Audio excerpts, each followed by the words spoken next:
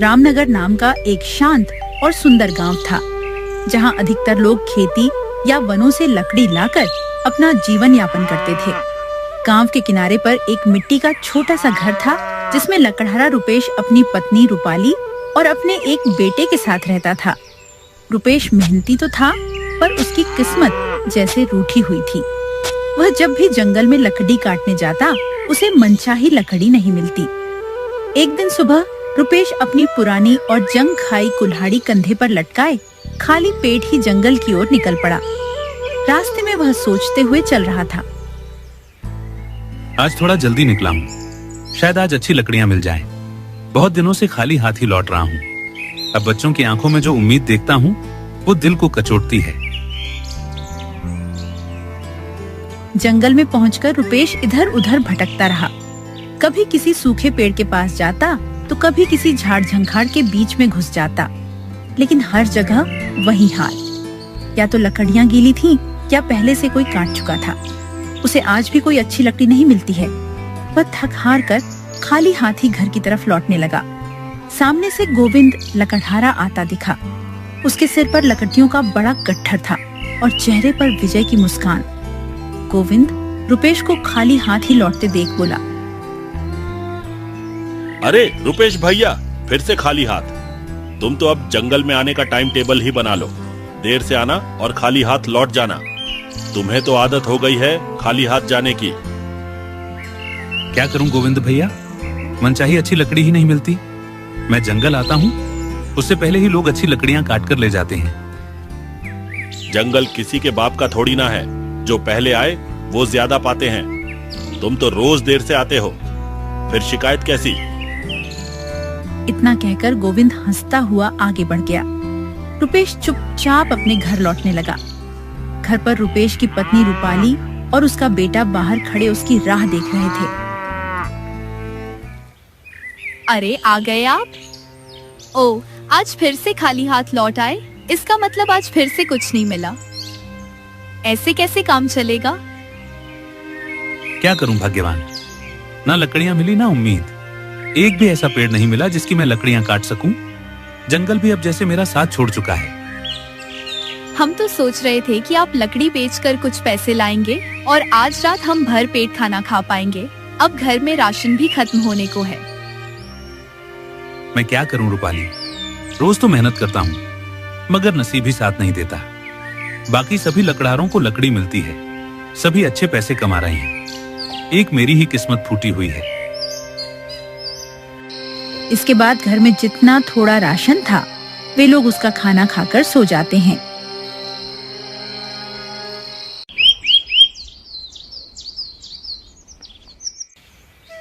अगले दिन रुपेश पहले से भी ज्यादा जल्दी उठता है।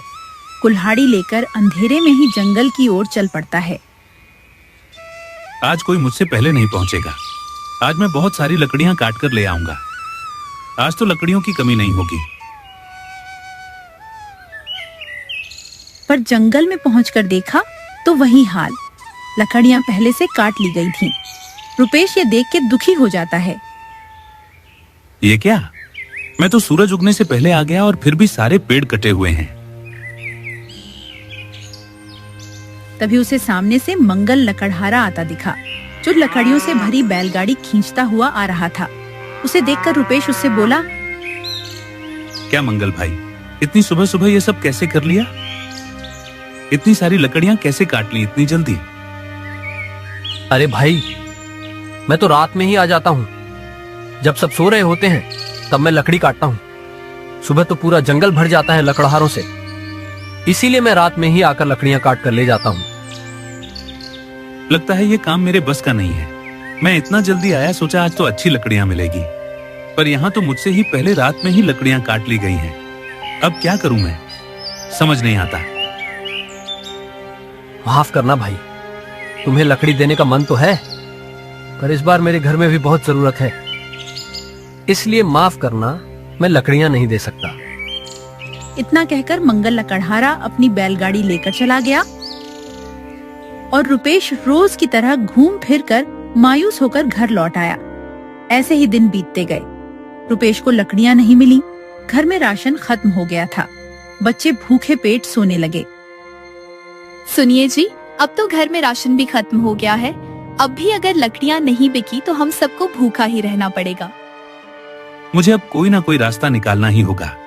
ऐसे हाथ पर हाथ रखकर नहीं बैठ सकते, वरना हम सब भूखे मर जाएंगे।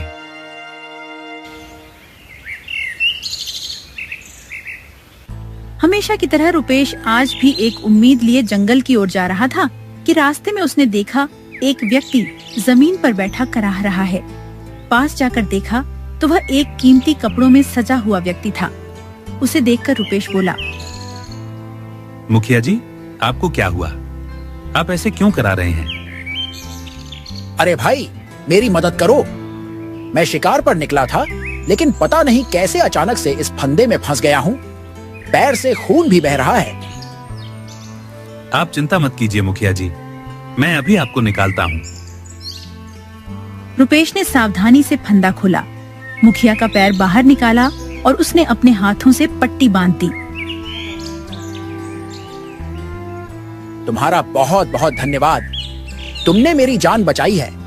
तुम कौन हो और इस जंगल में क्या कर रहे हो? मेरा नाम रुपेश है मुखिया जी। मैं रामनगर का एक लकड़हारा हूँ। रोज इस जंगल में लकड़ियाँ काटने आता हूँ। फिर रुपेश अपनी सारी बात मुखिया जी को बताता है। रुपेश, तुमने मेरी जान बचाई है, इसलिए आज से उत्तर दिशा का मेरा जंगल केवल तुम्हारे लिए आरक्षित है। वहां अब तुम्हारे सिवा कोई और लकड़ी नहीं काटेगा। मुखिया जी की यह बात सुनकर रुपेश बहुत खुश हो जाता है। आपका बहुत बहुत आभार मुखिया जी। आपने मुझ जैसे गरीब की जिंदगी बदल दी। मैं इतने दिनों से काफी परेशान था। आज अगर आप नहीं मिलते तो हमारे पूरे परिवार को भूखा ही सोना पड़ता। मुखिया जी द्वारा दिया गया जंगल रुपेश के लिए किसी वरदान से कम नहीं था।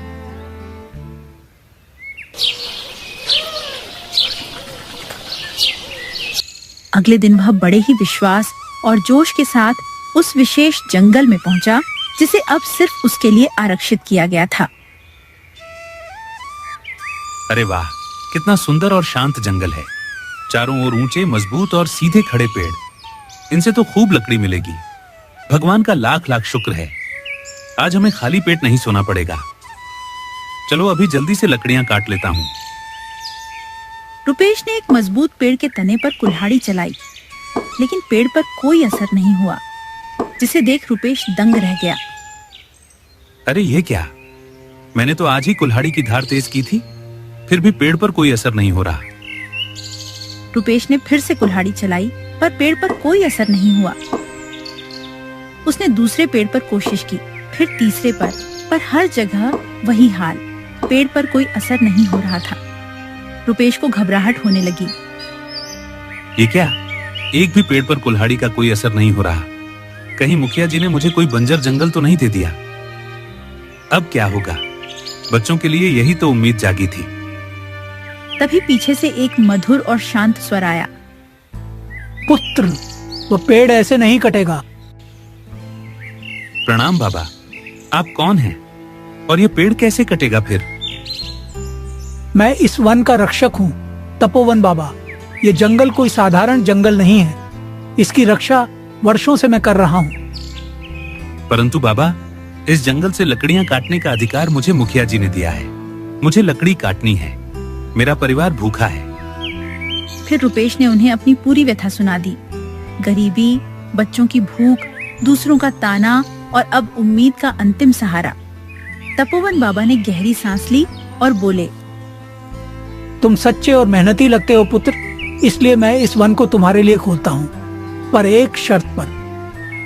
कैसी शर्त बाबा? तुम केवल उतनी ही लकड़ी काटोगे जितनी जरूरत हो, और जब कोई जरूरतमंद मिले तो उसकी मदद अवश्य करोगे। अगर तुमने लोभ किया या पेड़ों का दोहन किया तो यह जंगल फिर से बंद हो जाएगा। बिल्कुल बाबा, मैं वचन देता हूँ कि मैं जरूरत से अधिक लकड़ियां कभी नहीं काटूंगा और जरूरतमंद की मदद भी करूंगा। रुपेश ने उस दिन जरूरत भर की लकड़ी काटी, बाजार में बेची और पहले दिन ही उसे दुगने पैसे मिले। घर पहुंचते ही उसने आटा, चावल, दाल, सब्जी, मिठाई, बच्चों के लिए गुड़ और रूपाली के लिए एक नई साड़ी ली। लो रूपाली, आज तुम्हारे और बच्चों के लिए सब लाया हूँ। आज पूरा बाजार ही खरीद लाया।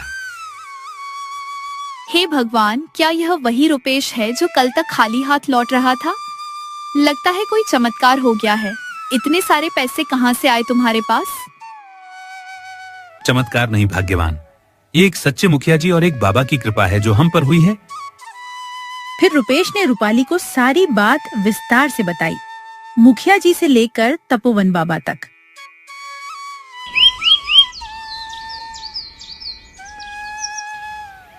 कुछ दिनों तक रुपेश लकड़ियां काटता रहा और अच्छी कमाई करता रहा।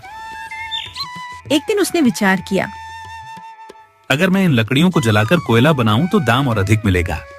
बाजार में कोयले की भारी मांग है, जिससे मुझे अच्छा मुनाफा होगा। और फिर क्या था, रुपेश ने अगले ही दिन से यह प्रयोग शुरू कर दिया। लकड़ियों को सही तरीके से सुलगाकर उनका कोयला तैयार करने लगा।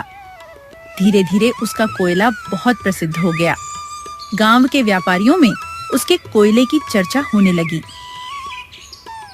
रुपेश भैया का कोयला आसपास में सबसे बढ़िया है, धुआं कम और गर्मी ज्यादा देता है। हाँ भैया, उसके कोयले का कोई मुकाबला नहीं। पता नहीं वो इतनी अच्छी लकड़ियां कहाँ से लाता है और उसका कोयला इतना अच्छा होता है। देखा रूपाली, अब लोग मेरे नाम से कोयला खरीदते हैं। मेरा कोयला बनाने का विचार कितना सही साबित हुआ। हाँ, सच कहा आपने। अगर इसी प्रकार से चलता रहा तो हम थोड़े ही दिनों में बहुत पैसे वाले हो जाएंगे। कुछ ही महीनों में रुपेश ने अच्छा धन जोड़ लिया। उसने अपने मिट्टी के घर को तोड़कर पक्के ईंटों वाला 2 मंजिला मकान बना लिया। गेट पर टीन की छत, अंदर पानी का हैंडपंप और बाहर लकड़ियों का बड़ा स्टोर। अरे, ये वही रुपेश है ना जिसका लोग मजाक उड़ाते थे। अब देखो तो सही, इसने तो कोठी बना ली है। भाई, ये इसकी मेहनत और समझदारी का नतीजा है। इसने इसके लिए बहुत मेहनत की है। इस प्रकार से पूरे गांव में रुपेश की चर्चा होने लगी। एक दिन अचानक गांव में जोरदार बारिश शुरू हो गई। लगातार कई दिन बारिश होती रही। सारे लकड़हारों की लकड़ियां भीग गईं। जंगल में सारे पेड़ भी पानी से लथपथ हो चुके थे। अब क्या करें? सारी लकड़ियां तो गीली हो गई। अब इन्हें बेच भी नहीं सकते और इन्हें खरीदेगा भी कौन? उस रुपेश के पास तो सूखी लकड़ियों का भंडार है, वही हमारी मदद कर सकता है। चलो चलो, फिर रुपेश के पास ही चलते हैं, शायद वो हमारी कुछ मदद कर दे। इसके बाद वे सब रुपेश के घर पहुंचे। रुपेश भैया, हम बड़ी मुश्किल में हैं। हमारी सारी लकड़ियां भीग गई हैं और जंगल में भी पानी भरा पड़ा है। थोड़ा लकड़ी दे दो ताकि हम भी बाजार में बेच सकें। अच्छा, अब याद आए हम जब मैं भटक रहा था। मुझे जब खाली हाथ लौटना पड़ता था तब तुम ही हंसते थे ना। और अब आप लोगों को मुझसे मदद चाहिए। चले जाओ यहाँ से, नहीं दूंगा एक टहनी भी। निकलो यहाँ से। वे सब निराश होकर लौट गए। तभी उसकी पत्नी रूपाली बोली, सुनिए जी, जब सबने आपका मजाक उड़ाया तब हमें दुख हुआ, लेकिन अगर हम भी वैसा ही करें तो क्या फर्क रह जाएगा हम में और उनमें? फर्क इतना ही है कि अब मैं कमजोर नहीं हूँ और मदद उसी की जाती है जो अपनों को समझे। उन्होंने मेरी भी बुरे समय में मदद नहीं की।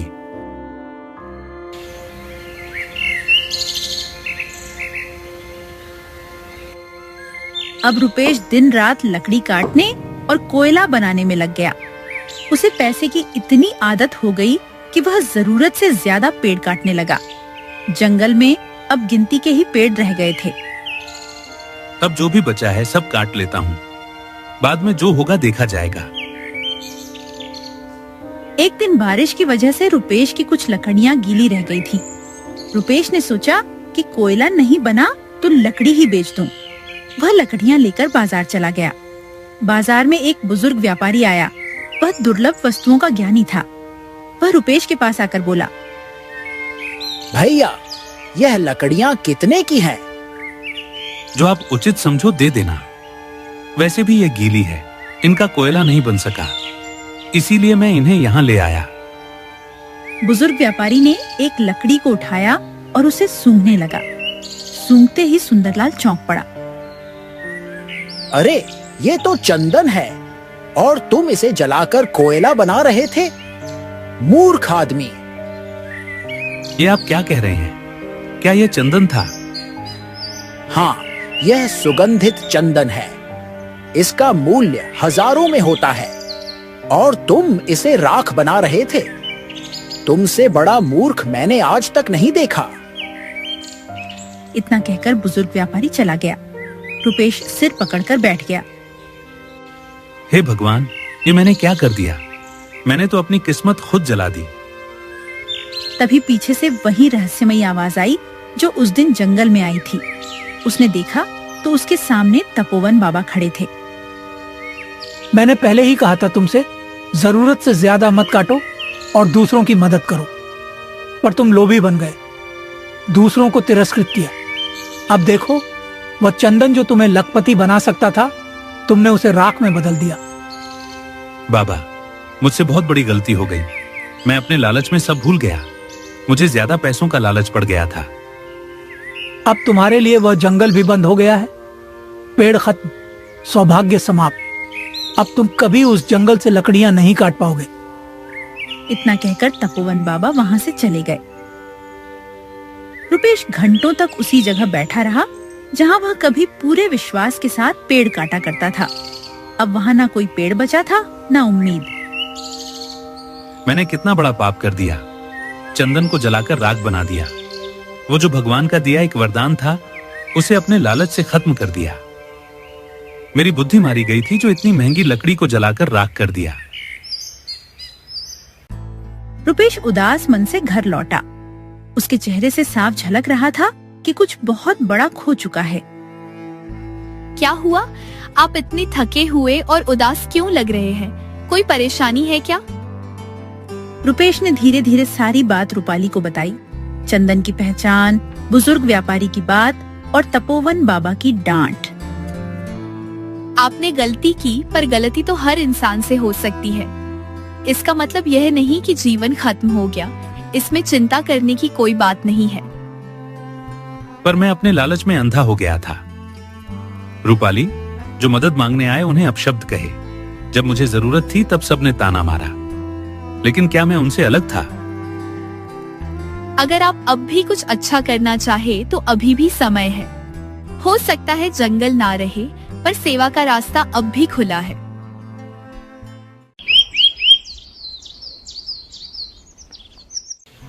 अगले दिन रुपेश ने अपना पुराना गट्ठर और कुल्हाड़ी उठाई और गांव की गलियों में घूमने लगा।